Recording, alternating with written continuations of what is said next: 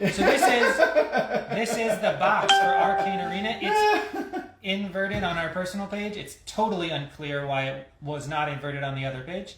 But the game ships in this 8.2 inch by 5 inch by 1.5 inch box. It's very small. It fits on any game shelf. You'll find a space for it.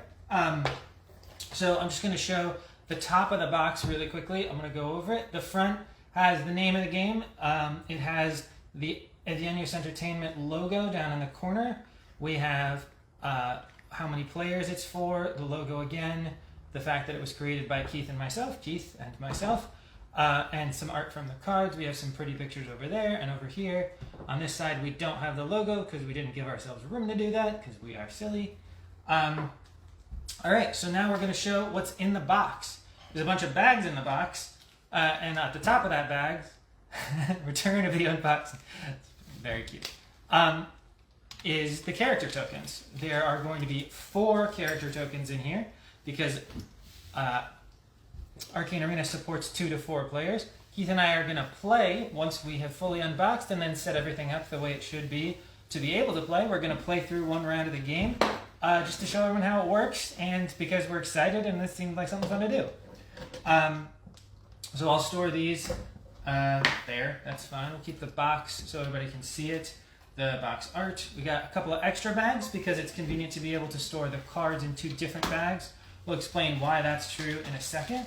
But here is the bag that they shipped in, which has all 170 cards, which come with a copy of Arcane Arena. We're going to take these out. We will go through them a little bit more because the cards are the core of the game, and there's going to be a little bit more to explain when it comes to these cards. And I don't want to go through all of that and then go back to unboxing things. So there are probably... let me turn them more appropriately. So this is about half the cards, and then the other half of the cards are in that bag, the same bag, in a second stack. So we'll put those down, and then we'll go through what those are as well. One of the important pieces, I totally forgot to mention it on the first time we tried to kickstart this, is that the games come with the rules to the game. So this is the rule book. It fits snugly into the container. Right now it's 14 pages back to front. I want to show it off, but you can't really read these rules right now because of the invert backwards image of it. But the rules, I think they look great. Can you tell we're indie? Can you tell we're indie? Yeah. Well, we're not part of the professional game. It's a beautiful game. It is honestly a beautiful game. It is a fun game. Sure, Facebook blows coffee out enemas. Coffee enemas. That's not the thing I have heard as a descriptor. Anyway. So, in addition to being a card game, it's also a tactics game, meaning one of the most important parts of the game is moving around a board. So this is the board that you play on when you play Arcane Arena. This is much bigger than the box when it's all spread out like that, but it folds up into 4 different pieces and then is a nice tight, it fits nice and tight into the box in one of those dimensions, just barely. So the board has 8 special locations, which when we go over playing the game, we're gonna explain exactly what those special locations are, but they are the 4 corners and the center of the 4 sides. We got some pretty art on the rest of it, just so you have something pretty to look at when the other person's taking a long time to take their turn. So we're going to put that down here, which is where we're going to play from when we play through the game. Keith right now is going through the cards and organizing them into the different places, or the different types of cards. We're going to go through what each type of card is before we get started with the game. I've already gone over this. The last ingredient in the box, now we are done with the box, component in the box, is 35 little gem tokens. And these tokens are used for a few things. They can be used for randomly deciding who goes first by having someone hide it behind their back, and then the other person chooses. You want to do it now while we're doing that? That doesn't have it. This one does. So I'll go first when we play, or maybe we'll do that again because we'll forget. But they are also, at the start of the combat phase, which is half of the game, they get placed on the 4 corners of the board. So I'm going to put one on each corner of the board.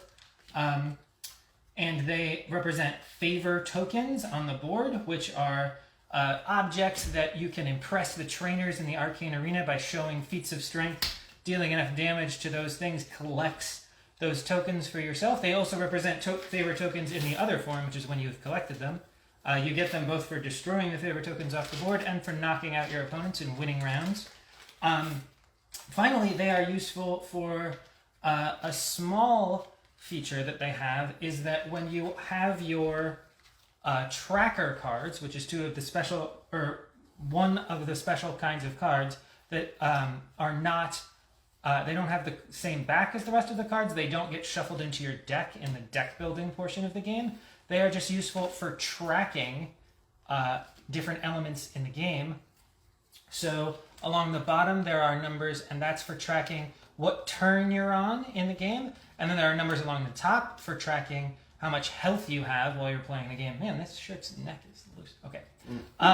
But the special feature of the favor token is there's no way this is actually going to work on the camera there, but let's try it. Yeah, you can see a little bit around my finger there that it has a magnifying effect. And you can see the element that it's on a little bit better, so you can use the token to track where you are. So what I was just holding it over was the 3, which is the amount of turns that players start with in round 1 of the training phase. Yeah, I feel like that was kind of visible.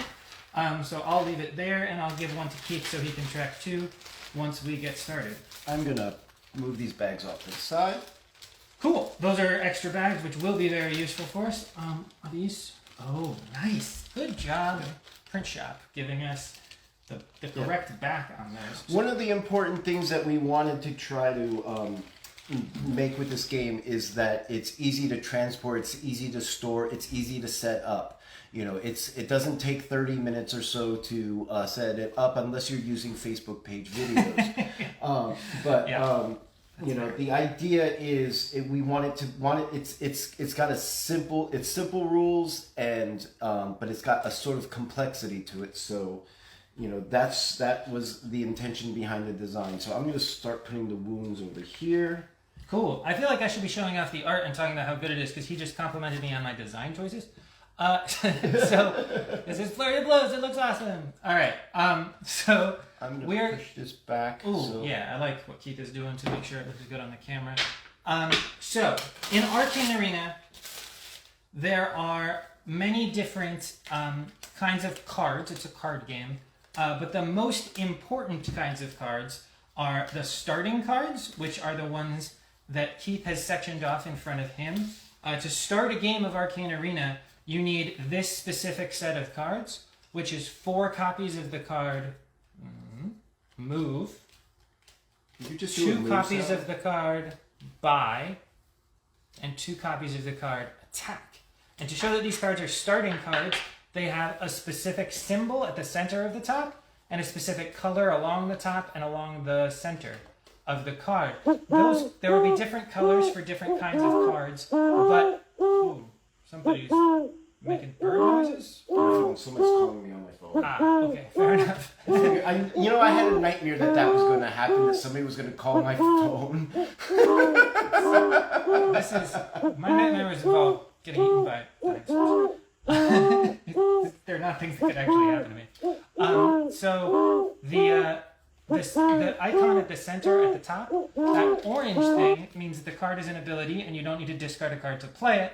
But the little symbol around it, which I don't know how to show particularly well, is for players who have trouble seeing the color of the belt. Each card will have a unique symbol there in case you can't make out the difference between the card's colors. I'm going to turn it this way just so the look of the back of the card will be obvious on stream for those with high enough fidelity video to see the cards when they're on the table. I am glad we switched because this phone has a much better camera in it and it has a little bit of a wider screen, so we're getting a little bit of a better feed. It's crazy that your phone's camera is nicer than a thing that's designed to be a webcam. Well, it's also probably Much more 4 or 5 years. I don't know how. maybe old more that- advanced. Yeah. So. Okay, cool. The owls are not what they seem. Fair enough. Okay, so we have chosen our starting tokens. I'm going to be blue. He's going to be red or maroon. So we're going to start there. The different kinds of cards, I just went over the starting cards. There are 3 different ones: move, buy, and attack, and they make up the starting deck. Keith's starting deck is the same as mine. In every game of Arcane Arena, in addition to the starting cards, which are the same for every game, there are 2 cards which are always available. The first is this card, Focus, which is also simple. It's an ability. It has no game text. It just has values across the center. And this card, Wound, which is also very simple. It has no abilities, but all of its numbers are really bad, and it's bad to have wound cards in your deck. Some cards in Arcane Arena will allow you to put wound cards in your opponent's deck. So that's part of deck building is also making sure your deck doesn't get too saturated with terrible cards. So Wound and Focus both have their own specific color across the top and their own specific symbol to show that they are cards that are played within every game. But every other card goes into what's called the Trainer deck. The Trainer deck are the cards that... Let me turn it over. Are the cards that the trainers at the Arcane Arena teach you. These are techniques like martial arts techniques, like strong kicks, attacks, punches, wheeling and dealing maneuvers, ways that they teach you how to get one over on the other trainers, so that you can get more powerful techniques, learn more powerful techniques from them. And there's also spells to cast. This is an Arcane Arena after all, and we are not talking about Legal Obscura. We are talking about magic. So, interesting. That was an echo of you. Yeah, I didn't realize I sounded that weird. All right, great. It's this really tiny little speaker that's coming out here from behind the thing. So I just want to do a shout out that I saw that we have 15 backers already on our Kickstarter. So Thanks. Thank you so much for backing. Yeah. And we're off to a fantastic start here. We've got 30 days to go. And we're already rolling. So thank you all so much. This has been 2 years working on this. I do want to kind of just interject. It was about 2 years ago this week when Chris and I actually met each other. And he asked me to come play this game he was working on, and I immediately fell in love with it. But I think you had, though, at that time, you only had little clip arts on the card. And he had made the comment that he was looking for an artist to do the artwork for it. And, I literally didn't even skip a beat. I'm like, I'll do it. And we basically, within an hour of meeting each other, we basically made a commitment to work on this game. Then I went back to Georgia, and you were up here in where, Massachusetts? Yeah, that's where we are. And due to the world and the pan and all the other world life things, we honestly have not seen each other in 2 years, except working on this game in a virtual realm. So we basically have been working on this virtually, and then this is actually the first time we've been able to come back and play live with each other. So just a little sort of neat little tidbit on that. So. All right, so now that I've had all these cards face the same direction and heard Keith's cool origin story for Yanios Entertainment, which is the company that we are, there's one other person. Kara Queen has done some Hi, Kara. graphic design for us. She's out there somewhere. She is out there somewhere. She's like Illidan. That's a weird, deep cut expansion. You see, I was going to somewhere in time, man. Somewhere out there. I'm sorry, I can't sing. That's more iconic. Iconic use of it. That's you! Yeah, Kara's here. Cool. All right. Love you, Kara. So I've talked about trainer cards. I've talked about the starting cards in our starting decks. I've talked about the cards that are available all the time. What other components can we talk about to avoid actually starting to play for no good reason? I missed all of that. Right. Ooh, yes, one more thing. Oh, So there's one more kind of card, and these are rules reminder cards. So there are there are some symbols in our game and there are some keywords in our game, and these rules reminder card teach you or remind you what those symbols and those keywords actually say. So we're going to give each player one keyword reminder and one symbol explainer card. And there are 4 of each of those cards. So when you play with 4 players, everyone can have one of each. Right, so we have character tracker cards, we have rules reminder cards. We talked about the trainer pool. Well, I'm about to put it out, and I'll explain the special rules of the trainer pool. We have rules reminder cards, tracker cards, we have our starting decks, we have our use every game cards, and now each game of Arcane Arena, you use a different random set of cards from the trainer pool. So we're going to show 6 cards from the trainer pool, and those are going to be the cards that Keith and I can spend the first few turns purchasing, adding to our decks, so that when we play moving forward for the rest of the game, we have more powerful cards, more interesting cards than our starting deck cards. So I'm going to reveal those cards one at a time. Is this the right way? Mm-hmm. Okay, so the first card is Procure. Oh, a note. It has its own color, as yet not shown. It has a brown trainer belt. We'll explain this is Cleanse the Mind. It's also a brown trainer belt. What is unique about the different trainer belts once we have them all out. This one has a blue trainer belt. It's called Mental Clarity. It's one of Keith's favorite cards. This one is Fireball. It has an orange trainer belt. And it also, at the top there, this is the first card that doesn't have the ability symbol. This card is a spell, which is kind of obvious from its art, but also from the fact that it has a purple circle with a little orange arc in front of it. And that means the card is a spell, and that little arc, if it appears in the card's type symbol or in the text box, it means somebody needs to discard a card. In the case of spells, it means to play this card, you need to discard a card. So we're going to put it out. It'll be available for us to purchase. Then we have this card, Mage Armor. It's also a spell. This is not Mage Armor. This is Stasis Field, but it looks very similar to me. The coloration is kind of similar. We'll put it down here. Well, I just want to do a real quick. There are, as the artist, I have put in little sort of tiny Easter eggs for people to kind of like, that's interesting. This is actually the pose of Luke Skywalker in the Bacta tank in Empire Strikes Back. So just a little sort of trivia on that one. Whoa, we're 10% funded. Yep. Going into the second half hour of the campaign. That's because of you guys. You're doing amazing. Thank you so much. Also, Andrew, thanks for letting us know that was true. Andrew is the president of the Georgia Game Developers Association. So thank you for all of your posting today, Andrew, and thank you for listening to all of the crazy questions that I've had over the past 2 years. I really have appreciated you. Thank you so much. Yeah, while we were trying to get this stream together because our event page was terrible. Yeah. We saw that the text is mirrored. When we were trying to run it through our Facebook page for Arcane Arena, we ran into some trouble just because the live feed was having errors. It didn't have that mirroring problem, but I would much prefer everybody be able to see something than to have trouble reading the cards. We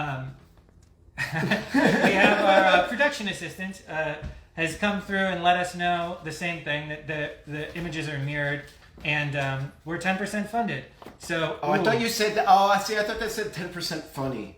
Sure. Okay, we're going to show the last card of the 6 for the game. This card's Forceful Strike. It's an aggressive attack, which means it has a red trainer belt. I'm not sure we can do anything about the reversed images. Sorry, guys. This is our first go. We promise we will be better next time. Yeah, the next time we run a stream. 15% funded. Are we 15% funded? Is that what that means? Whatever. Not going to get into that. Somebody made a silly comment. Okay, so the trainer belt, part of the design of the game is that the game is most interesting when there's many different cards available. And so to make sure that's true, if 2 copies of the same card come up in the trainer pool, then we take the second one that was revealed and we put it in the trash, which will form down here. and it is not available for purchase, and we show a new card just to have some variation. To that end, all the cards with trainer belt colors have a similar theme. The brown cards are cards that help you in developing your abilities to train even further. For example, Procure has the highest buy value in the game. So we don't want too many cards that focus on the same theme like that. So if there are 3 cards with the same trainer belt, we will do the same thing. We'll trash the most recently revealed one and we'll reveal a new card until we have 6 cards where we don't have 3 of the same belt and we don't have 2 of the same name. Okay, so this is how the game looks when we start. So Keith and I are now going to start a game of Arcane Arena. I say that, but maybe I should break down a card really quickly. Let's take a look at Focus. Every card has space for a text box. Focus has a quote that's very difficult to read backwards, and it's just a quote from me. So it's not that interesting. I'll read it to you, maybe. Every card has 4 values across the center. That's the cost to acquire the card, the Arabic numeral over here, and then the second value down in the center is the buy value. That's how much currency it gives you when you play it in the training phase. The third value is the move value. When you play it as a move in the combat phase, it allows you to move up to that many spaces in any direction, diagonal allowed. And the final value is next to a little fist. That's the attack value of the card when you play it as an attack to attack something in an adjacent space, or if something got attached to you in your own space, it deals that much damage to them. All right, so that's a breakdown of how the cards work. Focus, as I mentioned, just has like flavor text. It just has nonsense. Whereas some of the other cards on the table have text. We'll read it out because if we just show it to you, apparently it won't be legible. So thanks for sticking around and watching this stream. We're now going to get started on this play through. The first time this prototype, since we unboxed at the beginning, has been touched or played with. It's going to be played by the game's designers. So, do we want to do it again? Who won the thing? You won. I won the thing, so I get to go first. You go first. Cool. So in Arcane Arena, we all start the game by shuffling up our starting deck and drawing 4 cards. With these 4 cards, I'm going to play them to generate 1, 2, 3, 4, 5. That's not visible. How do we angle that? Whatever. I'll show it like this. Yeah. 1, 2, 3, 4, 5. And I'll play the attack too, just so it gets out of my hand. Can you see the buy value on all those? It's next to the little purse. So I have 2 on this one, 2 on this one, 1 on this one, and 0 here. So that generates 5 currency. Because I have 5 currency, I can buy cards with total cost 5 or less. I'm going to purchase both Procure and Cleanse the Mind. Procure just has high buy value, and I want to be able to buy strong cards later in the game. Cleanse the Mind allows you to trash itself, to trash 2 cards from your deck, which results in your deck being stronger because you take out 2 of the weaker cards. So that's a total of 5. That ends my ability to do anything else. I take both of the cards I purchased and put them in my discard along with all the cards I played. And then I restock the trainer pool. That's 2 red cards, so it's not an issue. There's a 3rd red card, so we're going to use that special rule, trashing the 3rd one and showing a fresh card. And that one. And now we have a second shuffle that deck. I shuffled it a little bit. Okay. It seems like it's doing okay. Gotcha. We do have videos on how to play on our YouTube, and then also we have available for you while you're waiting. Once we get funded for this campaign and you're waiting for the game, we do have the game available as a mod in Tabletop Simulator for free, and we have the videos that will teach you how to play as well. So you don't necessarily have to wait for the game to start learning how to play it. You can. If you have Tabletop Simulator, it's a $10 program. Yeah, you can put it on your computer, something like that, and you can just start playing with it. In fact, if you want to play with us, we will make ourselves available to us. I think maybe I'll even make a note of that as soon as we finish this stream. We'll make a note of it on the Kickstarter page if you want to play with players. Mm-hmm. I'll give my Steam account name so that you can reach out to me. And we'll play the game with you. We'll even explain the rules so you don't have to look at the rule book. Yep. And we do streams on our Twitch channel. Where we will play, and we're also looking for people that would want to come and play with us on the Twitch as well. Yeah. So, and then I'm currently like as safely as I possibly can in the situation that we are in. I am currently in the process of driving around this country, test playing this game with a whole bunch of my friends and my family, as a way of sort of promoting this campaign over the next 30 days. So started in Michigan. I played in New York with my father and my uncle. This is the third stop in Massachusetts. I've got a couple more stops on this trip, but then I will be heading out to Seattle and back, making stops along the way, and doing a little bit of test plays, and you should see posts of that on our social media. Okay, you were ready to tussle? Yeah, well, no. We gotta buy more cards. What do you want? We gotta take your training phase turns. Alright, so I took my first turn, so I'm gonna move my tracker down to 2, and now Keith's up. Alright, I have a whopping 3, and I'm gonna go with Forceful Strike. So Keith's going in a very different direction from me. I bought cards that are going to help my deck get stronger over time, whereas he bought cards that's going to make him better in the first fight, and then if he wins that fight, he will have extra resources from favor tokens, which are very helpful for getting new cards, and are also helpful for winning other phases, but they're a little less consistent than what I chose, because maybe he won't win the fight even with his better fighting cards. My starting deck, I know because I bought 5 my first time, I will only have 3 the second time. I knew that was coming. It's right here. Here's my 3 value hand. I think you can see the little dots. Maybe not. But that's my hand. The attack is trash, but I'm just going to play it to get it out of my hand. Again, ooh, we wanted it this way. So for a total of 3, I'm going to buy a focus card. And Jeff, I saw your comment. I'm looking forward to punching you on TTS one of these days again. So that wish will come true.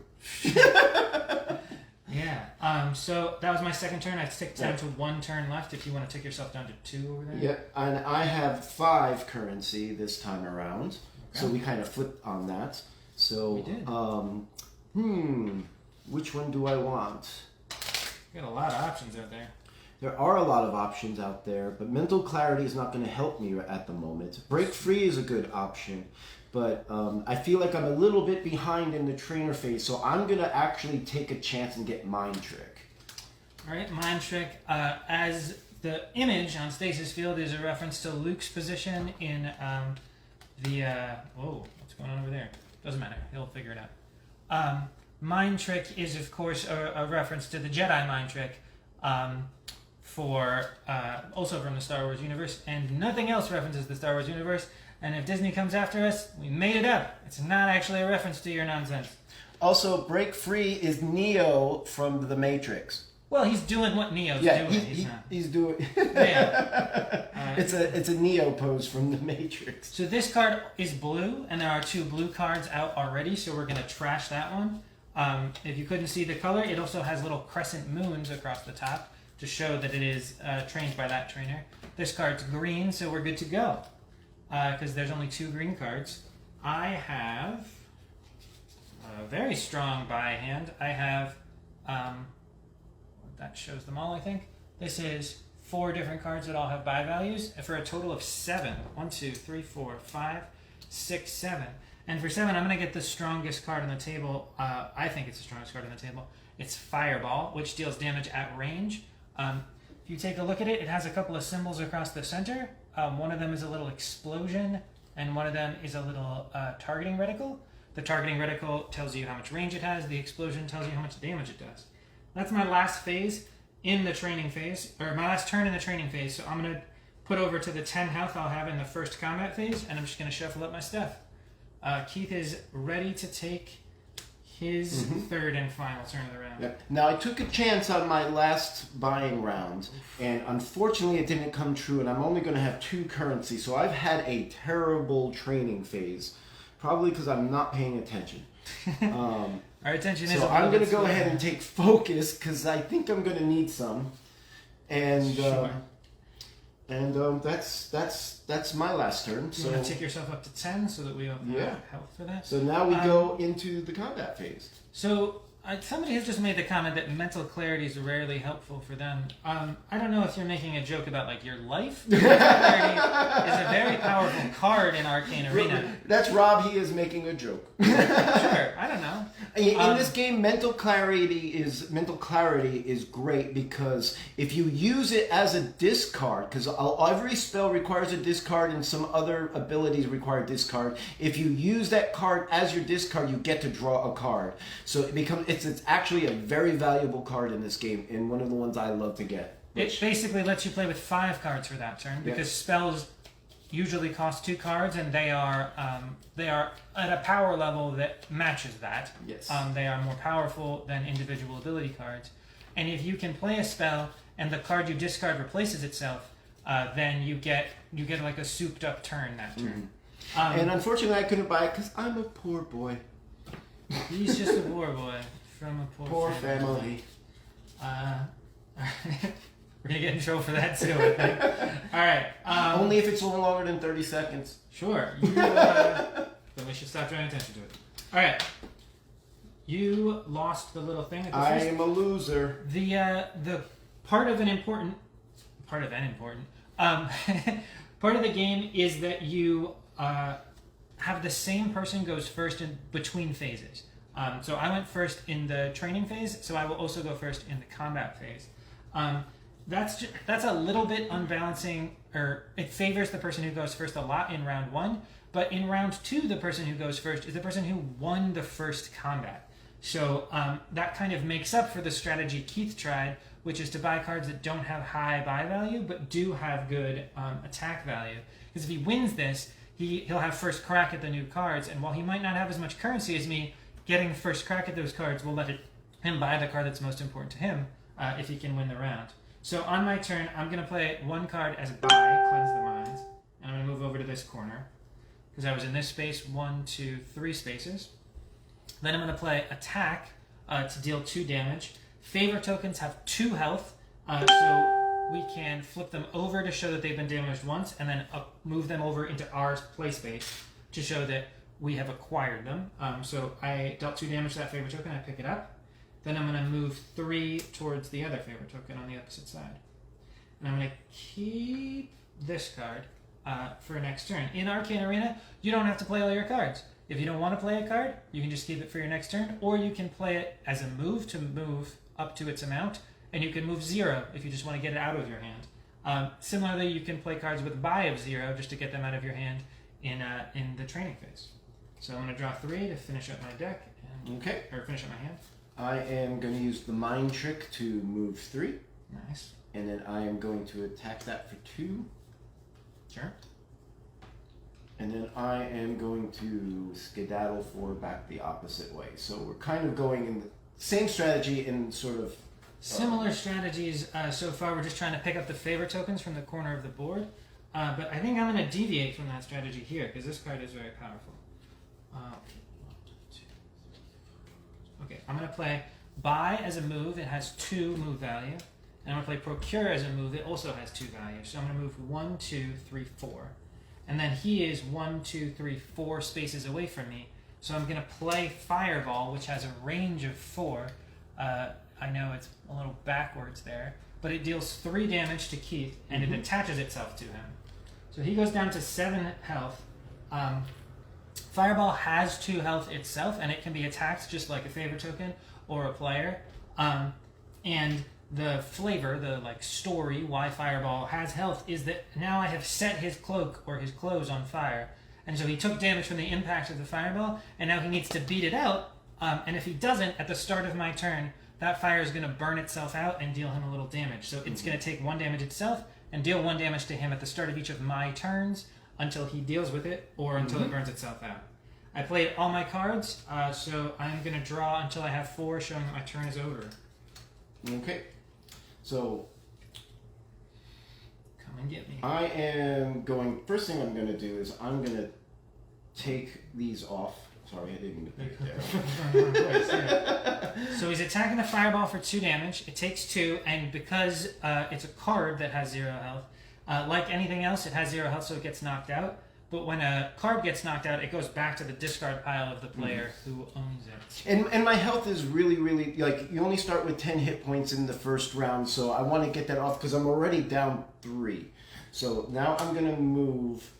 Where? I'm going to move over here, and then I am going to hit that for 1. So why don't we flip it over to show that it's damaged? Okay. Yeah, because unlike, I think, so in Tabletop Simulator, we have used moving the tokens around to show that they're damaged, but I think it'll show up a little bit better on the screen if we show them flipped over. Yeah, now that I've gotten a little damage onto you, I'm going to run to the opposite corner. I'm going to play 2 cards as moves. They each have 3 move values, so 1, 2, 3, and I can move up to 3, so I'll only move 1 to move next to this token. I'll play Focus as an attack to deal 2 damage and pick it up. And then I'll move back towards the center. Alright, so I'm going to go ahead and take this last favor token. Yep. And then I am... And then this becomes... we didn't explain it as it was happening at any point, but I'll explain it now while Keith's making his decisions. Every time you run out of cards in your deck, as with other games with like the deck builder mechanic, deck builder name, when you run out of cards and you need to draw more, you shuffle up your discard pile and that becomes your deck. That's the way the cards that you buy that went to discard get back into your deck. What are you doing? I'm going to move here, and then I'm going to hit you for 2. Oof! I got an 8. Alright. I will start my turn by shooting my fireball at you again. Got you. I don't want to have that in the trainer pool. So we'll put it up here. I'm just using the favor tokens to track the health of the card because, I don't know, that seems reasonable. So that's 3 damage and I'll hit you for 1, 2 more. 2 more? Yep. Okay. And what are you at, 8? I'm at 8. Alright, so I am going to hit you for Forceful Strike. That's 3. I go to 5. I'm going to hit you with Attack for 2. I go to 3. Attack for 2. I go to 1. And Attack for 1. Alright, so he dealt a knockout blow to me, which means he reduced my health to 0. A knockout blow is worth 2 favor tokens. I'm just going to take my fireball back because the round's about to end.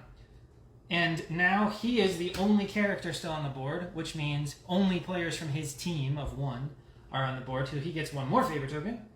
And, because he won this round, he will go first in the training phase and the combat phase of the second round. So I'm going to reset my little tracker token to 4, because we get 4 buys in round 2. Keith will probably do that also when he gets a chance. When you switch between phases, one of the things you do, we didn't mention it as we were doing it last time, but you collect your hand, your deck, all the cards that were attached to anyone else, you shuffle those up, and you form a new draw pile, a new deck for yourself. So, Keith 1, I will reveal a new trainer pool, 6 new cards from the top of the trainer deck for us to have for the second training phase. All the cards that were still on the board from the end of the first training phase got put in the trash because clearly these did not appeal to the monks in the Arcane arena, so the trainers have said, we will come up with new ideas for the period after the first satellite tournament, which is what we will call round 1. Okay, you're up, Keith. All right. I have 4 currency. Drink some water here. And I'm going to spend 3 favor, and I'm going to take Stunning Blow. Cool. So that's one of the functions of favor tokens. Favor tokens are the prize for the first 2 combat phases. You can spend favor tokens as many as you want in a turn to generate 1 currency for each one you spent.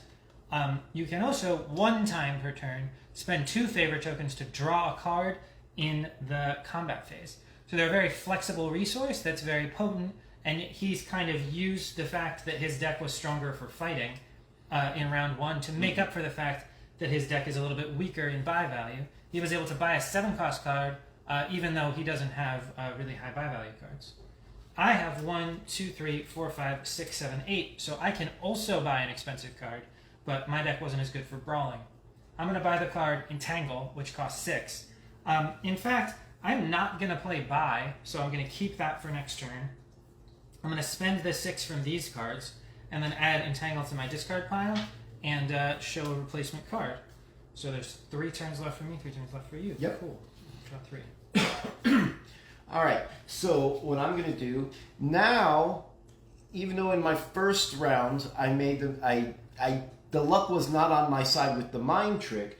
Mind Trick has now come up, and it will give me 5 current. It's a spell that can be used in the training phase, so which means I have to discard a card to play with it. But it's good because I have an attack card that has 0 currency, so that actually helps me there. So now I have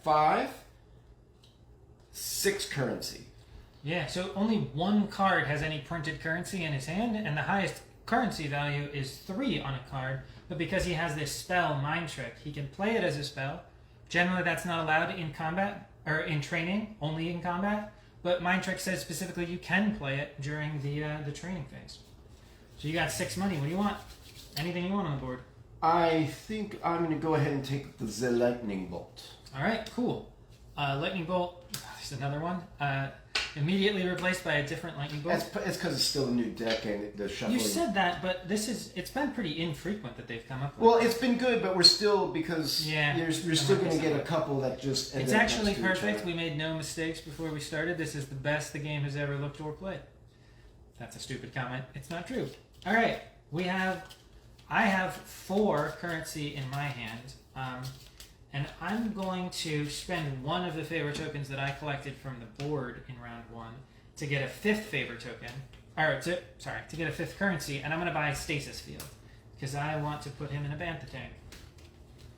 All right, so that will reveal this card, but this card is called Quick Thinking, and so is this one. Can't have 2 cards with the same name.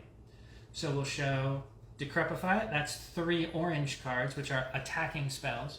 Can't have that one either. All right, now we have Jarring Blow. Okay.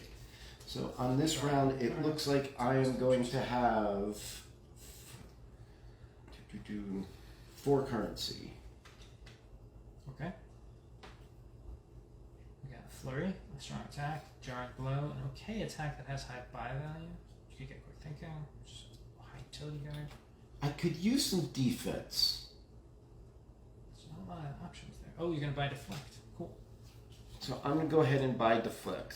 As an important thing, the rules of Arcane Arena include a concept of trigger cards. Most cards in Arcane Arena can only be played on your own turn, but the card you just bought, Deflect, says the word trigger in big yellow letters, or there's a big yellow sign and it says trigger on it. This is a second floor, we can't have that. Yeah.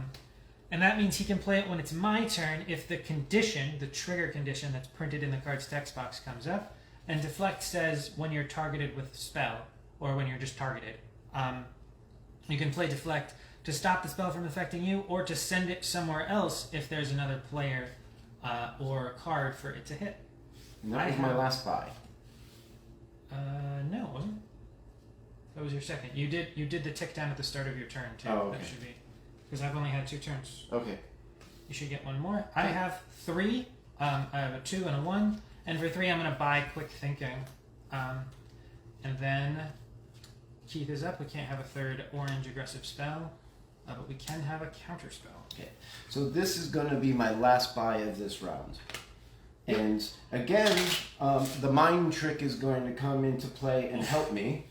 And with the attack, that gives me 5 currency. Yeah.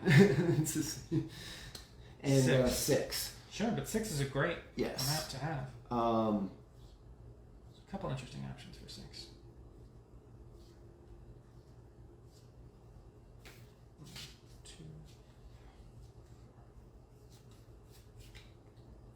I'm going to spend this last favor, and I'm going to go with 7 currency, and I'm going to take Counterspell and Flurry. It's pretty strong. Oh, yeah. And I'm going to reveal cards to replace those. This one is fine, but Telekinesis is a 3rd orange. Block is a 3rd black. Or a 3rd utility attack. Come on, deck. Great. I only have 2 currency from my hand. And I could buy another focus, but one of the things in Arcane Arena is that you don't have to buy on your turn in the training phase. And I'm just gonna not buy anything because I bought 2 cards on another turn, and I don't want my deck to get too full of cards that aren't that high impact. So we're gonna shuffle up our discards and our decks to play round 2 Round 2 is combat phase. I'll collect up all the cards from the trainer pool and toss them in the, what did I say? The discard pile. Or the trash pile, sorry. The game's discard pile. You're up first, and we have 15 health in round 2, which is noted on our tracker. The starting health and the starting turn amounts are highlighted there.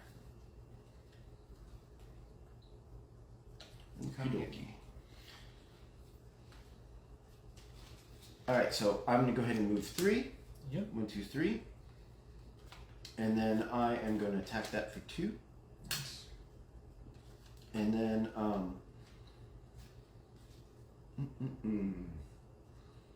question is did you pull that fireball up again? Who knows? That is, well, actually, you went first last time, so I'm going to move 5, and 1, 2, 3, 4, 5. So. Alright, I'm going to move 3 with a move card. Head over to this corner. Attack this token to pick it up. And then I will move 2, 3, 4, 5 back towards the other token. 1, 2, 3, 4, 5. Whoop. I'm just going to turn this around so it faces me in a more interesting way.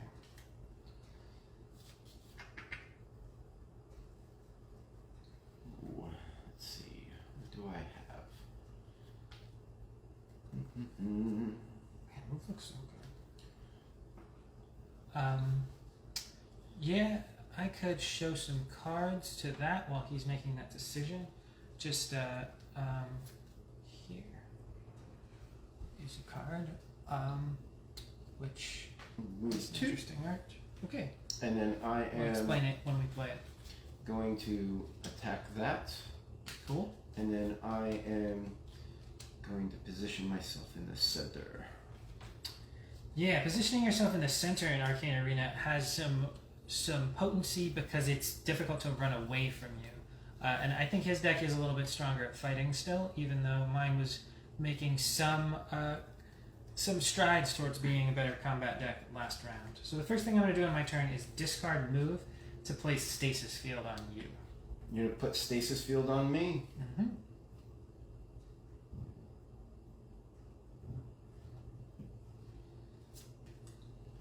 I am going to discard this and deflect it. So it goes, I cast my magical energy towards him, he deflects it off into the woods, and so it has no effect. Would have explained its effects, but it doesn't really matter since it doesn't have them. Mm-hmm. I'm going to play move, and I'm going to move to this corner, and then I'm going to attack this favor token for 1 damage. You're up. And I only have 2 cards now because it cost me 2 cards on that to play that spell. Luckily, I don't have the Stasis Field on me, but then the penalty is I only play with 2 cards, and I really can't do much with 2 cards, so I am going to just draw and pass turn. Alright, I'm going to attack. I'm going to play 2 cards. Oh no, I only need to play 1. Cool. I'm going to play Buy as an attack to pick up this favor token. And then I play Cleanse the Mind as a... No.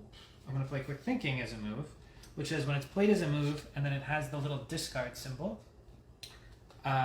You can draw 2 cards if you discard a card. So I'll discard Cleanse the Mind after taking 1 step towards Keith to draw 2 cards.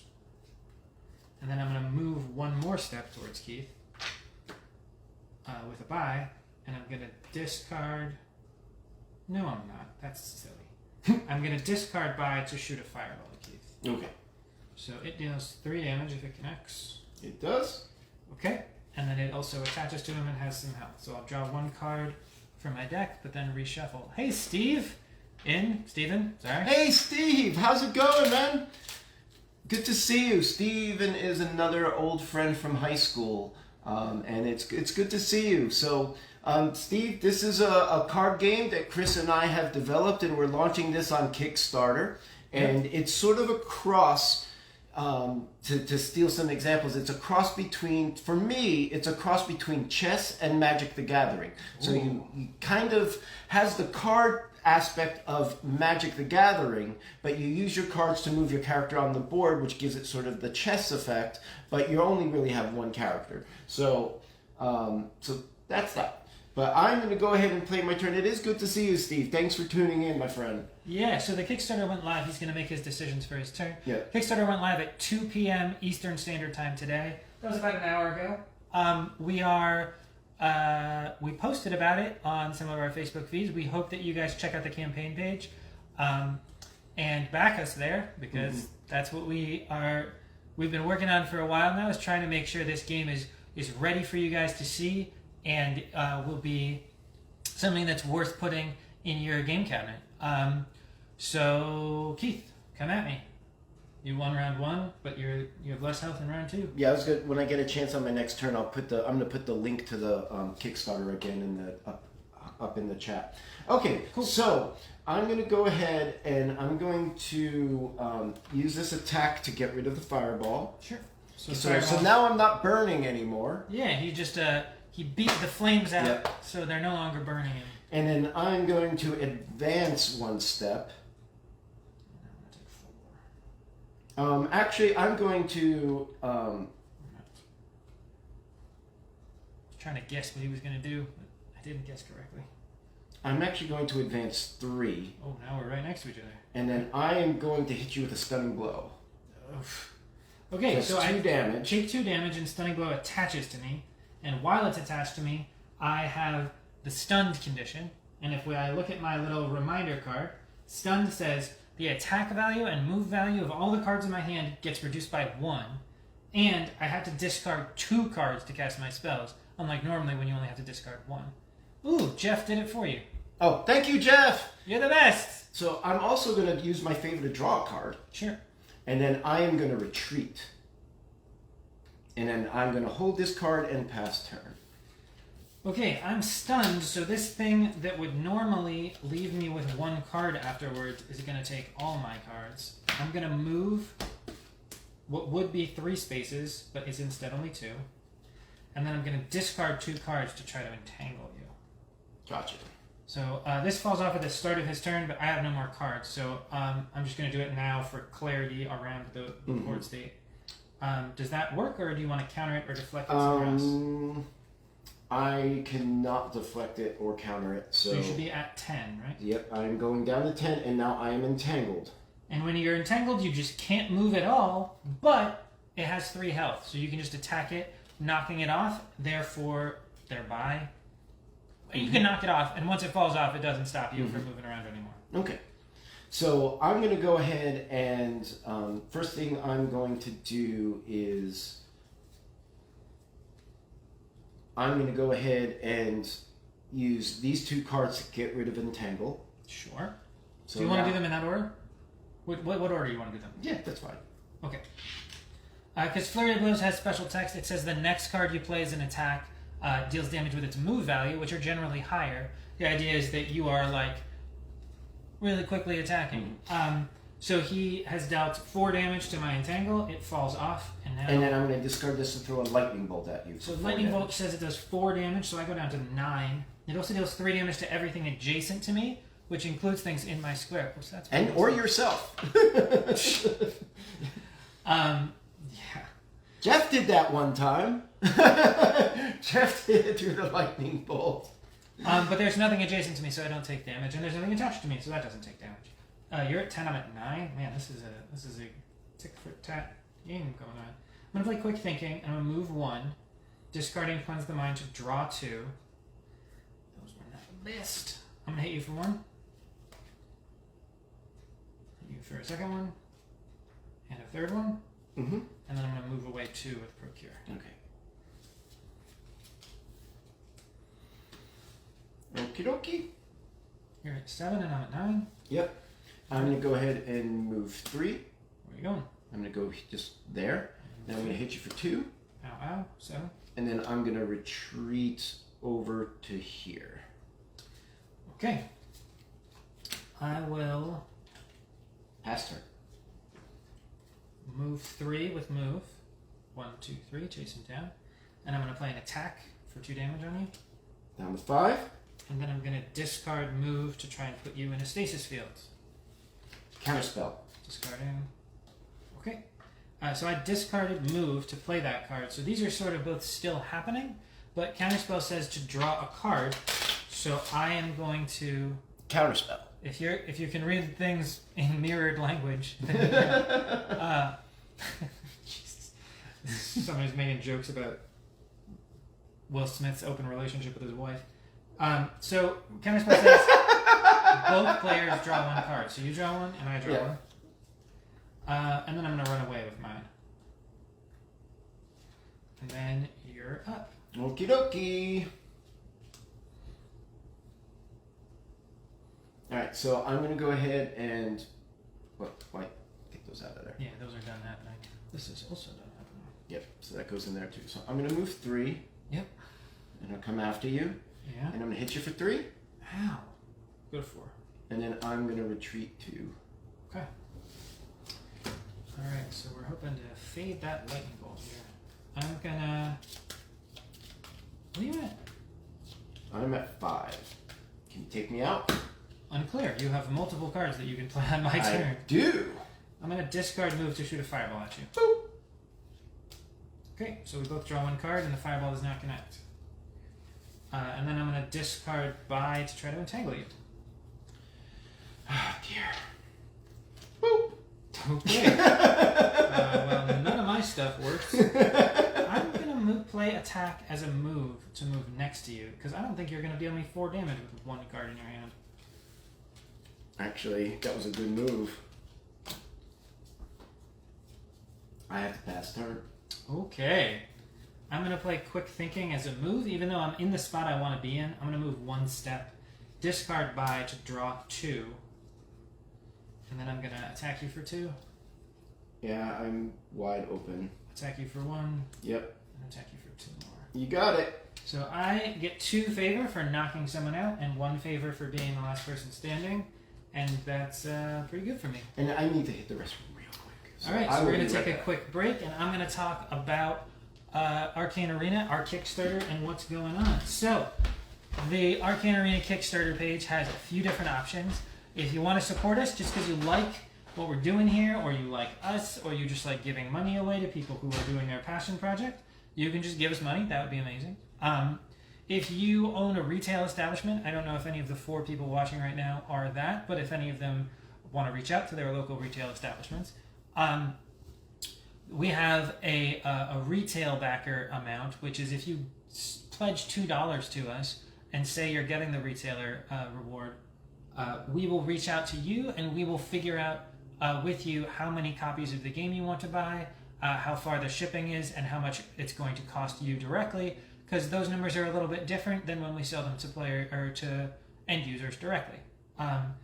We also have the core pledge, which is $30 to purchase 1 copy of Arcane Arena, or not purchase 1. That's your reward. If you pledge $30 to us, we will create a copy of Arcane Arena for you, and after the campaign is finished, we'll reach out to figure out where you are, to ship it to you, and ascribe the appropriate shipping cost at that time. We also have, since a few of our friends and other people were looking for multiple copies, we have a purchase 4 copies, which will get you $5 off total. For $115, we'll send you 4 copies instead of just 1. And if you like Keith's art and think you want to have some of that on your wall, we have a much higher, not much higher, but a canvas print reward. If you back us to the tune of $400, we will be super thrilled, and we will probably direct call you out with a thank you. I say that, but some people may have already done it while we were on this stream, so we won't have done it yet. But if you give us $400, we'll give you a copy. We'll create a copy of the game for you, and we'll also, Keith will create a canvas print, which will be a 16 by 16 piece of art, which has your favorite art from the game printed out on nice material. It's going to be printed out onto canvas, and then what I'm going to do is I'm going to, as an oil painter, I'm going to be painting a layer of oil on top of it to make it sort of unique. If I know the person that buys it, I'll probably throw a little Easter egg and some funny stuff in there. Of course, I will confer with you first. But these are only going to be available during the Kickstarter. They will not be available once the Kickstarter ends. It's only a special deal that product that we're creating for this Kickstarter specifically. Thanks, Andrew, for your continued Thank you, funny Andrew. percentage and our updates on the page. Thanks also for backing if you did, and if not, feel free.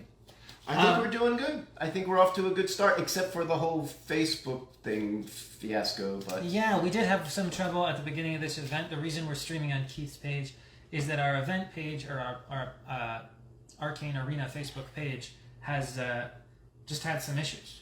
Yeah, just not going to be depending on Facebook anymore. So. Which is a funny thing to say, since this is on Facebook. Andrew was making a point to me that we really should start developing the our Discord channels a little bit better, because a lot of the gamers are using that. So I always find it very, very awkward to use. That's just me. It's just my mind and it does not work really, really well. Same thing with Twitter. Like Instagram, my mind works fine, but I'm getting the hang of it. All right, so we have the third and final round of this stream. Whoa, cool. What? I can talk you through using Restream. Yes, we've also done it on Twitch, which we don't have a huge following on. Thanks for the comments from both of you too. Yeah, definitely want to try to restream. We just didn't have time to make that happen this time around. But maybe we can get Restream to work for the end of the campaign. Yeah, for the last day. I think you'll be back around here. I don't know, but with Restream I'll be able to do it from my battle station in Atlanta. Cool. Okay. So, thanks for those tips, but we're going to get back to the game in case anybody is watching to try and figure out the game or is enjoying that.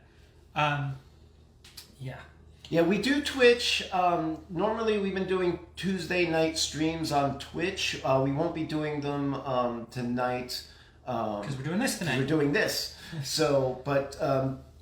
as we moving forward, because we have the game available as a mod on Tabletop Simulator, we do have that to help people use Tabletop Simulator and learn how to play the game. And we'll probably do more of this, teaching the game and streams of how to play when the game is being delivered to everybody. But also throughout the campaign, we have 30 days to be messing around. And it's when September of next year is when we have... so we're going to take 1 year and make sure that we have exactly the thing that we're looking for coming through our manufacturing shop. And because there had just been delays around these things this last year, we don't know how those delays might have knock-on effects, even as the pandemic might be dissipating. Yeah, but September seems to be like a shoe-in for us to be able to deliver this. Sure. We are targeting delivering you copies of these games. If you order them anytime during the campaign, we will. Our target time, the time we are looking at, and the time we think we can get it to you is September 2022. I have 7 money. I'm gonna buy Tornado. Fine. I had 6 favor. I was probably gonna get it. I know. I have none. You have literal 0? Wait, never mind. I put my favor back into the green. Okay, so you have 2, maybe. Yeah, I have 2 favor. Oh, favor, yeah. So, mind trick with attack. It's pretty good. Yeah, that's been a good go-to. And then I've got 3 more, so that's 8. 8. There are some options for 8. I am going to take Mage Armor and Cleanse the Mind. Cool. That's one of my favorite pieces of artwork is on Aim Strike. I love that pose. The one that he is just talking about how great he is at drawing, which is fair. This one does look very nice. I think my favorite is probably Arcane Focus. Okay. I have 4 currency on this turn. I'm going to spend 2 favor and pick up Throw of the Hunt because I'm scared of him having it more so than I think it's amazing in my deck. So it's my second turn. I have 3 turns left in this round. And And here's one of the things that I really like that this game does. It gives you the space to be able to counter your deck as like you're playing in the arena. Now we're kind of in the third round. I've been having issues with spells getting cast on me. And I know I have cards that help me deflect that. I do have a counter spell, but I have only really 3 currency, so I don't want to get simple trade because that's basically a training phase, and we're coming towards the end of the training phase, so that card's not going to do much good for me. I do have a lot of combat, but I just want to make sure that I've got good defense on his spells coming. Cool. Ooh, Forceful Strike. I have 3 currency in my hand, so I'm going to buy a card that costs 2, which is a Forceful Strike. I'm down to only 2 training phase turns left in this game.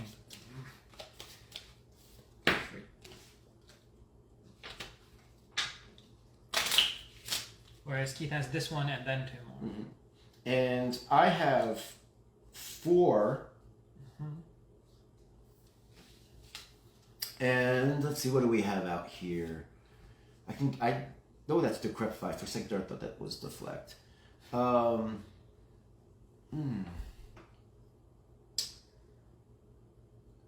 Being that you picked up Flurry of Blows, I'm going to go ahead and spend 1 and take Resounding Shield. Sure. I didn't pick up a Flurry, by the way. What'd you pick? Oh, Thrill of the Hunt. Thrill and Forceful Strike. Okay. So I have 4 buy power on my turn.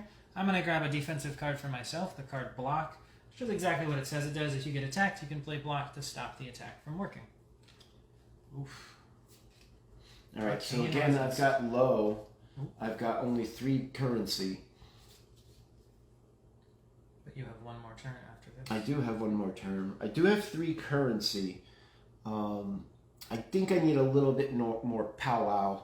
So I'm going to go ahead and take the Aimed Strike. Alright, I'm also looking for more powwow. I only have 2 money, but a strong 2-cost card just came up called Forceful Strike, so I'm going to buy that. Now we are on the last buy of the game. Keith's going to take his training phase turn here, and then we are going to transition into a combat phase. Come on, Jedi powers. Sure, yeah. If he draws his Jedi power card, yeah. I'm just going to make a... I only have 3. There's a good 3 now. Or 2. There's a good 2.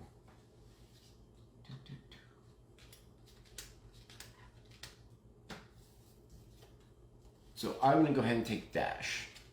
Makes sense. Give me a little bit more maneuverability. Because that was the last turn, we are going to take all 5 cards that were just on offer. I'm going to put them in the discard pile, or the trash pile, the deck's discard pile. And now it's the Tournament of Champions. Now it's the 3rd and final combat phase, which we've termed the Tournament of Champions to highlight a little bit that this one works slightly differently, which is all the cards do the same things. It starts in the same way, but everyone has 20 health, which is the maximum anyone starts with.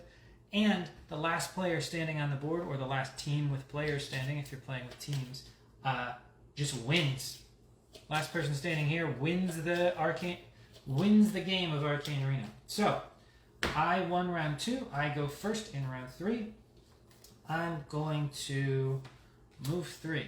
1, 2, 3. I'm going to move 2 more, and I'm going to keep these 2 cards. Coming for you.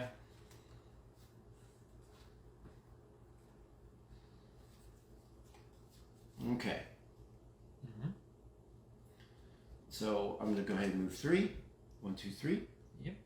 And then I'm going to discard Attack to Aim Strike you. I'm going to block it. Ah!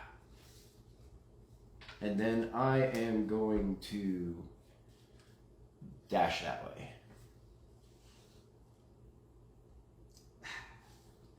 Gotta spend 2 cards to chase it down.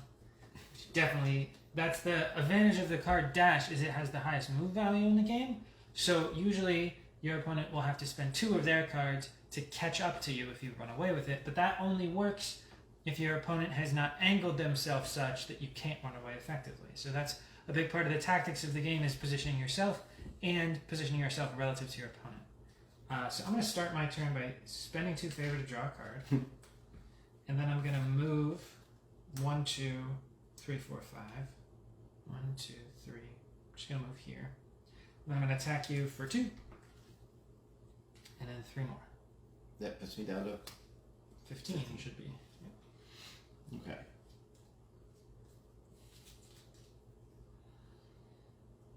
You're up. All right. I'm going to hit you for 3. Take 3. Down to 17.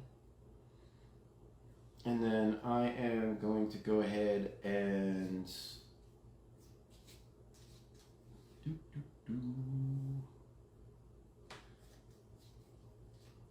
move 3. 1, 2, 3. And I'm going to discard buy and throw a lightning bolt at you. Take 4 more, down to 13. Lightning bolt. All right. I love electricity. I'm going to think about my turn. I'm going to start my turn by drawing a card. And then I'm going to discard Stasis Field to entangle you. Okay, so he played a counter spell. It's a spell just like the spell that it's countering, so he has to discard a card, but it says we both draw one, so we both draw one. Then I'm going to play Quick Thinking, discarding Move to move 1 step and draw 2 cards. 1, 2. And then I'm going to discard Move to Tornado you. And I am going to deflect that. Okay. Is that how much damage is that? It would have been 2, but it also would have brought you towards me and stopped you from moving. I know, but do I get to move something now? Only if there was something. Well, it does 2 damage, right? Do I get Sure. to deflect that damage somewhere? Interesting. Yeah, there's another target for it, so you collect this. Yeah, okay. Now I can draw a card. Yeah. And then I'm going to spend my last 2 cards. I do have to play with a ton of cards this turn. I'm going to move 1 space with Forceful Strike, and then I'm going to play Thrill of the Hunt as an attack for 3, 4, 5, 6 on you. 6 on me? That's good. So Thrill of the Hunt is one of the highest damaging cards in the game, or it has the highest potential, because it says when you play it as an attack, you can add the attack values of 2 cards from your discard pile and deal that much damage. So it's a little bit conditional. Sometimes it doesn't hit as hard, but 6 is pretty strong for a single card in Arcane Arena. You're up. All right. I gotta get a card. Yeah, makes sense. So I am going to go ahead and flurry blow you, Take 2. and then another 2. Okay. I got a 9. We both at 9? Yep. Nice. I'm going to look at my discard pile and see if there's any garbage over here. Yes, there is. Okay. I'm going to attack you for 2. You're gonna attack me for 2? Yeah. I take 2 damage. So he's playing his defensive card, Resounding Shield. It stops my attack from working. It deals me 2 damage, and it draws him a card. Very powerful effect. Goes to your bin. I go down to 7. I'm going to discard by to shoot a fireball at you. Alright, so we both draw a card. Mm-hmm. I'll punch you for 2. I can do that. And then I'm going to play Cleanse the Mind as a move, which lets me move 1, 2, 3. And I'm going to trash this card to trash 2 cards from my discard pile or my hand. So I'm going to trash this Procure and this Buy. I'm going to keep the Buy separate because Buy is a starting card, so just for tracking at the end of the game. Those cards are out of my deck, so my deck should be a little bit stronger moving forward. You're up. And like I was saying in the trading phase, on that last turn, I knew that I was going to need to get some more defense, and that really came and played its part in that last round. This time, I mean, it makes my turn to be a little bit less because I'm playing with small cards, but I'm protecting myself. So what I'm going to do this turn is, you have the counterspell? In my deck? Mage Armor. Okay. So I'm going to collapse the building. Sure. So I'm casting Mage Armor onto myself, so that what that does is puts a little shield around me, and it gives me 6 more health points.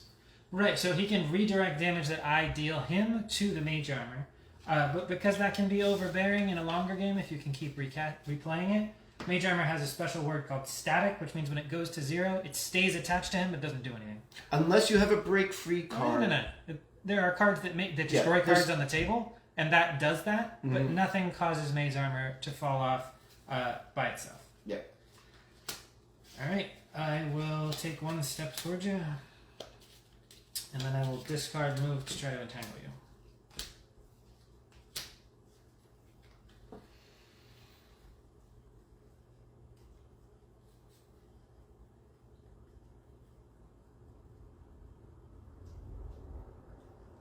I am entangled. Alright, so he goes down to 5, and now he has Entangle on him, which makes it so he can't move. You want to take it on yourself, not your armor? Oh, yeah. Duh. Sure. Take that off of there. Okay, and then I'll keep this card.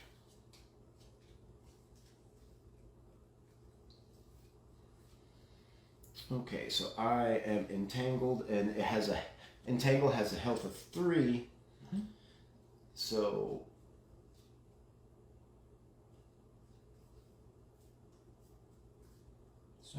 I am going to go ahead and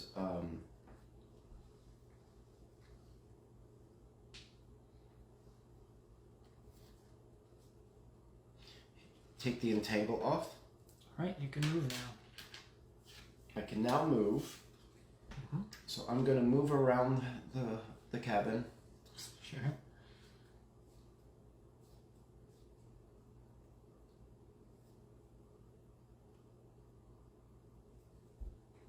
And then I'm going to go ahead and move 3 this way. Hold on, we're playing Arcane Arena. You can't just do things. You gotta play cards. I'm going to move 3 that way. Sure. Sorry. I do things in my head sometimes. Yeah, obviously. And then I'm going to move another 3 over to here. And So- I'm going to play Cleanse the Mind. I'm going to trash Cleanse the Mind. He said, ooh, Mage Armor, so I'm just gonna show off the art a little bit. The art is also spoken to. And then I'm also going to trash those 2 cards. I'm gonna move your buy also into the starting cards. That's a good play. If you take a look at that art, you can see the card having the player having a fireball cast on them has a more sturdy version of Mage Armor. The art on the card Mage Armor shows it Mage Armor that has been depleted a little bit, and the art on the box shows it. I don't know what I'm getting at here. Shows it when it's in full effect. All right, so you took your turn. You're drawing up. I will move towards you. 1, 2. And I will discard block to shoot a fireball at you. That time it hits. Okay. I'm putting that on to this. Sure. What's that? It's 3 damage. I always forget about the Mage Armor, but that's good. And I have this 1 card and I like it, so I'm going to keep it.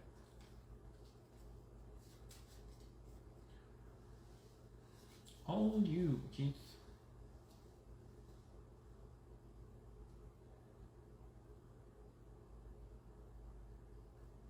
How much do you have? 7.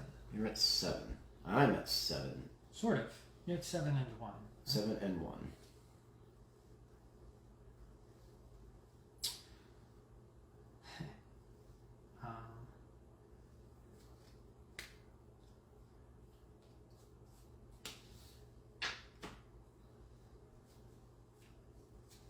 Alright, so I'm going to go ahead and move 3. And I'm stunning below you. Do you block? Nope. I go to 5. And that goes on you. Yep, now I'm stunned. And then I am going to go ahead and dash. I'm not going to catch you. And I will pass turn. Okay. So the stunning blow is making all of my cards terrible. At the start of my turn, Fireball will deal itself damage and also deal you damage. Okay. So the Mage Armor has been depleted. If he had a way to get it off himself, he could maybe reshuffle it into his deck and get it again, but I don't think he has one.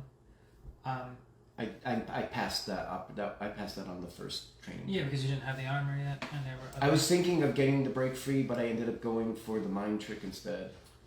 I'm going to discard 2 cards to put you in a stasis field. Or try.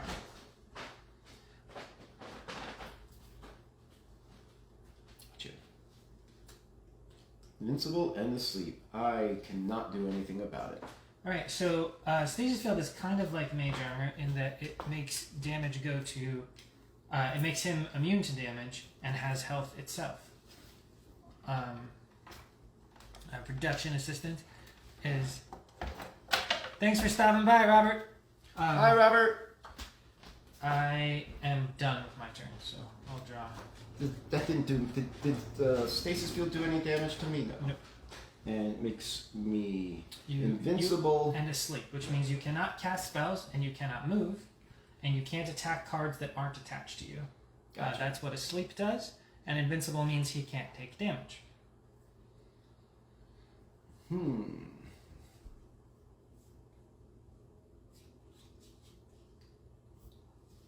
I just want to... I'm going to use the handy reference cards, reminder cards. So Stasis Field has slightly positive synergy right now between itself and the card Fireball, because Fireball deals damage at the start of my turn, and Stasis Field makes him immune to damage, so that would seem like it's not very good, but it also says I have to discard a card or sacrifice it every turn. So I can not discard to the Stasis Field so it falls off, and then the Fireball will burn him. Got it. But you can kind of sculpt your hands to be maximally powerful right now, or you can beat up the Stasis Field. I am going to do just that. So that's 3 4 and damage. 1. So that takes that off of me. Okay. Now you are no longer. Actually, let me do it with the aim strike. Yeah, that's way better. Yeah. And then I'm going to take the fireball off, Sure. Don't want to take damage. and then I'm passing turn. So you're at 7 7. right now. Okay, I'm gonna play Quick Thinking, discarding by. It says it has a move value of 1. When it's played as a move, I can discard a card to draw 2. So I'll move 1 and then draw 2. 1, 2. And then I'm gonna discard attack to try and put you in a tornado. Counterspell. Okay, so no effect for my tornado, but we both draw 1 card. I will move 2 towards you, and then I will attack you with Forceful Strike. You attack me with Forceful Strike, and that's what, 3? 3. 1, 2, 3. And then I will attack you for 5 more with all of that. Oh, that's it. Oh, you didn't have your block, your resounding shield. Nope, I had to deflect. Yeah. So that's a problem with trying to play strong defense, is that it's hard to play defense against every kind of attack. So yeah, that was Arcane Arena. We just played through a full game of it. I don't know if there's a very easy way for us to pull this video down, but if there is, we will probably put it up on YouTube. For the next short minute, I think I'm going to take my break. You want to use the bathroom? If you want to talk about the game a little bit, I'm going to... I don't know why I moved this around, but I'm going to... Yeah, stretch my legs. And then I guess we can close it all out. Yeah, so we said it's going to be between 2 and 5, but we're not going to be consistently for the next hour and a half doing more on this specific stream. We're probably going to be reaching out to some of the people who we are hoping to help us out during the campaign, either by making posts or by backing us or other things. And we will probably do a couple other live feeds. Possibly later tonight, we might stream out on our Instagram page. And then we might do it either once tomorrow or Thursday. So, but it's been a pleasure having you all here. We're doing really well. Thanks to everybody that has can see my eyes has contributed to it. We're at 15% in the first hour and a half, so that is not too bad. And one of the things I did want to kind of talk about is about the artwork. And one of my approaches to doing the artwork is I wanted to create a deck of cards where all of the artwork worked with each other. And it sort of has a story. And a lot of the artwork I kind of designed it along the lines of the way tarot cards are designed, so that the symbology carries the message of what the card does. And then there's 6 different characters that are on there. So the idea, what I was trying to portray with the artwork, is that we talked a lot about this, about the game and describing how to play. But when you get into it, normally Chris and I can play in maybe about 25 to 30 minutes to go through all 3 rounds. And the way that the artwork was designed was to kind of take you out of the left brain part and be able to put you sort of in that sort of flow state in the way that you normally would feel in martial arts. So I did not want to create cards that would cause you to stop and think and like not quite understand what they're doing, because I wanted to try to keep you in the mindset of the play and in the mindset of the sparring. So and then try to take all of the cards and the board and the characters, and I really wanted to take you into this Arcane arena world. So that has been the plan. And hi Dreama, welcome for thank you for joining. I'm going to go ahead and do a quick wave at you since it's asking me to. There you go. I waved at you. So I want to thank you all for joining us. I know we had that snafu earlier, but I want to talk a little bit about why I know a couple people have been asking us, why did we go with no stretch goals for this game? And it really kind of came down to the wire towards the end. We had a bunch of stretch goals that we thought that we could put into the game. But what we honestly felt is we didn't want the stretch goals to have to sort of distract us from making sure that we give the best game possible. And then go ahead and then we're going to take all of those and start putting those towards the expansions that we have planned.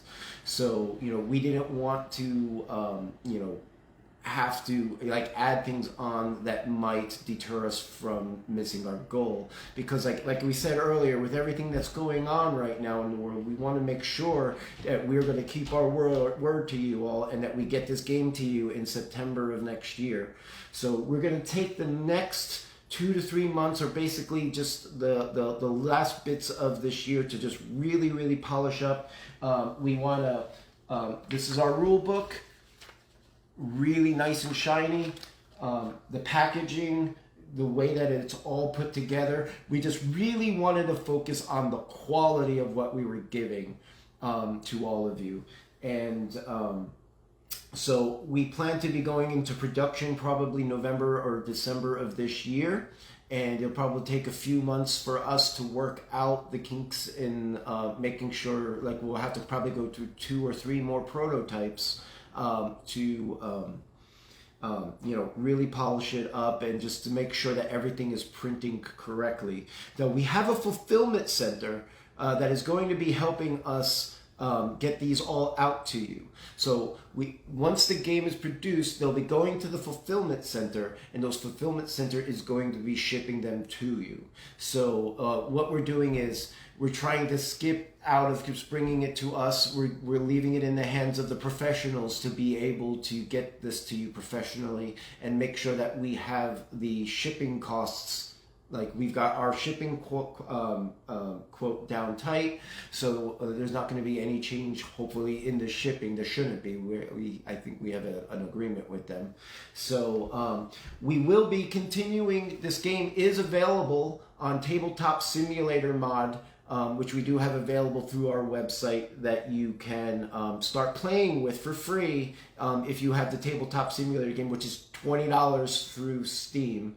And we will continue to be streaming maybe once a week or bi-weekly on our Twitch channel on Tuesday nights. And hopefully by then we'll have the restream set up so that we're going to multiple places at once. I'm trying to think what else. If you pay attention to our social media, over the course of this campaign, I am driving around the country with going to see some friends and some family that I haven't seen in a while, and we're going to be test playing this game, and I'll be posting about that on our social media. Stay tuned for more live streams that we're going to be doing through the campaign. So, and also, if you have anybody has any questions, feel free to reach out to either Chris or myself, and we will help you the best that we can. But like we said, our focus is to take this into the next level and get you the best possible game that we could. Hi. Chris is back. I am back, but I'm not sure there's a lot more back to be. Hey, Dreama Johnson, thanks for stopping in. I think we are going to pack up the game.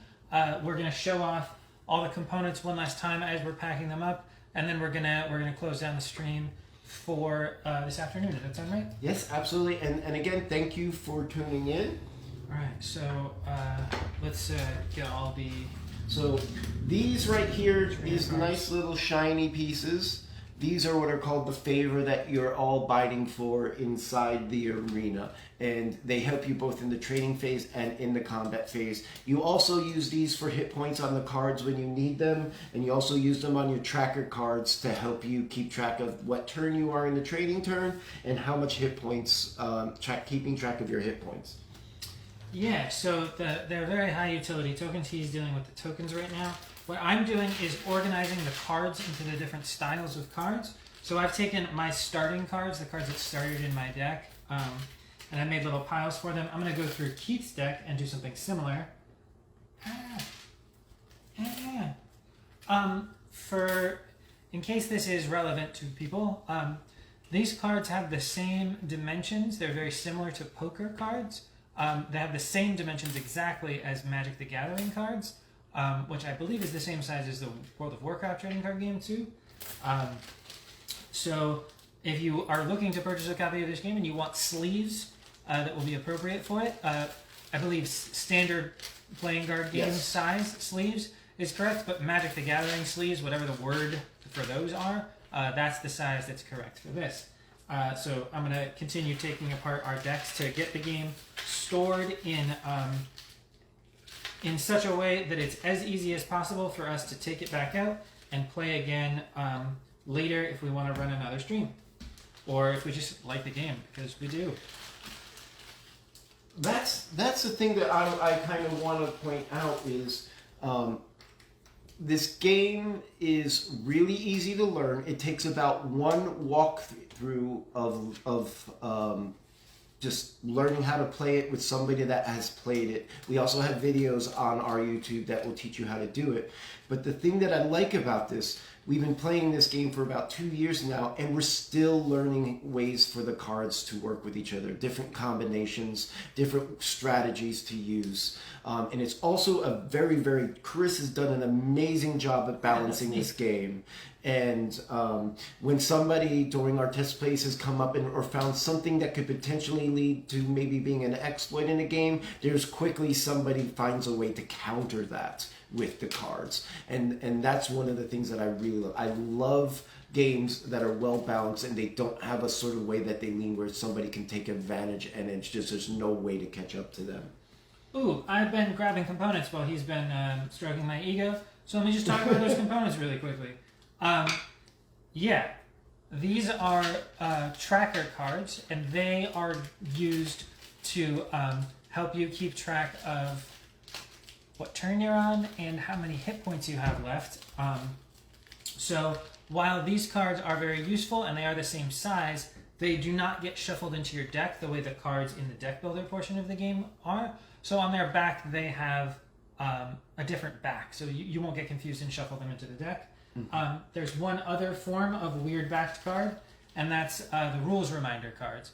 There are there's 2 different types, and there's one of each type for the maximum number of players, which is 4. So there's 8 rules reminder cards and 4 player tracker cards. So I'm just going to scoop those together. There's a stack of 98 trainer cards. Those are the cards that randomly come up throughout the game. They have different colors at the top. Green, blue, black, red, orange, and green. Crap, I say green twice. And brown, sorry. Are the colors on those. There's also the cards that are played in every game, which are Focus and Wound. Wounds doesn't come up as often because they're negative cards to have in your deck. People never want to purchase them, but some cards will inflict wounds upon your opponents. We didn't, in fact, in that game, I don't think neither one of us bought any cards that wound our adversaries.